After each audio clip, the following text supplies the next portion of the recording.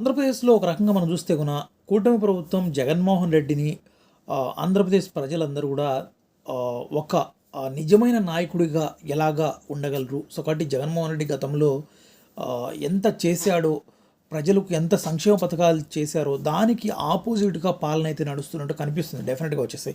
అంటే ఇక్కడ రియాలిటీకి వెళ్తే చంద్రబాబు నాయుడు గారు చెప్పినట్టు అక్కడ ఖజానా లేదనో, ఇలా ఇస్తే అభివృద్ధి జరగదనో, ఇంకోటి ఆయన సహజంగా ఎన్నో ఆయన స్టైల్లో తను చెప్పుకొస్తున్నప్పటికీ, కానీ ఏది ఏమైనా కూడా గతంలో జగన్మోహన్ రెడ్డి ఏదైతే క్లిష్టమైన పరిస్థితుల్లో కూడా జగన్మోహన్ రెడ్డి సంక్షేమ పథకాలు అనేది ఎక్కడ కూడా ఆపలేదు. సో కాబట్టి కరోనా సమయంలో కూడా సంక్షేమ పథకాలు ఇవ్వడం జరిగింది. అదేవిధంగా ఆయన 5 సంవత్సరాల అధికారంలో అంటే 5 సంవత్సరాలు పూర్తిగా కూడా చెప్పినట్టుగానే తప్పకుండా ఏదైతే 9 నవరత్నాలు అని చెప్పుకొచ్చాడో, సో కాబట్టి అవన్నీ కూడా మొత్తం అందరికి కూడా ఇవ్వడం జరిగింది. సో కాబట్టి సహాలంగా ప్రతి ఒక్కరికి అందే విధంగా చూడడం జరిగింది, అన్ని చేయడం జరిగింది. సో కాబట్టి దీనికి అంతటికి బ్యారేజ్ చేసుకుంటే గత 5 ఏళ్ల పరిపాలనకు సంబంధించి 19 నుంచి 24, అదేవిధంగా 24 నుంచి 25 కూడా ఒకసారి చూసుకున్నట్టయితే చాలా భిన్నంగా కనిపిస్తుంది. అంటే జగన్మోహన్ రెడ్డి గతంలో చేసింది కొండంతా ఇప్పుడు కుటుంబ ప్రభుత్వం ఇప్పటికి మొదలే పెట్టలేదు. కాబట్టి చేస్తామని చెప్పుకొస్తున్నారు.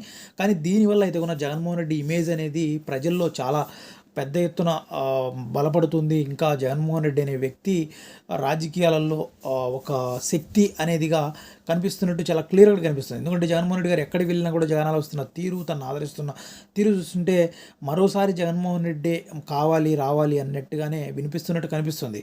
ఎందుకంటే ఇప్పటికిప్పుడు చూస్తే ఇలా గ్రౌండ్ రియాలిటీ ఇలా ఉంది. మరి ఈ 4 సంవత్సరాలు మరి కుటుంబ ప్రభుత్వం ఏం చేస్తుంది, ఎవరైతే చెప్పిన సూపర్ 6 చెప్పారో అవన్నీ అమలు చేస్తారా, లేకపోతే ఇంకా ఏదైనా దానికి భిన్నంగా ఏదైనా చేయబోతారా ఏంటి అనేది వేచి చూడాలి. ఏది ఏమైనా కూడా జగన్మోహన్ రెడ్డి ఏదైతే చేసిన ఆ రీతిలో గత 5 సంవత్సరాలు చేసిన ఆయన సంక్షేమ పథకాలు డైరెక్ట్గా ఇంటింటికి ఇచ్చిన దాఖలాలు అయితే ఉన్నాయో అలాంటి రీతిలో మనం చూడలేమనేది చాలా క్లియర్ అక్కడ కనిపిస్తుంది. ఎందుకంటే అది ఏదైనా అలాంటిది ఉంటే మొదటి నుంచే స్టార్ట్ అయిపోయి ఇప్పటికే ఒక వైరల్గా ఉండేది, అదేవిధంగా ఒక సువర్ణాధ్యాయంగా ఉండేది. సో కాబట్టి ఇప్పటికీ అలాంటివి కనిపించలేదు కనుక రాబోయే రోజుల్లో కూడా అలాంటి పరిస్థితి అయితే ఉండబోదు అనేది చాలా క్లియర్ ఉండబోదేమో అన్నది క్లియర్ కనిపిస్తున్నట్టు ఉంది.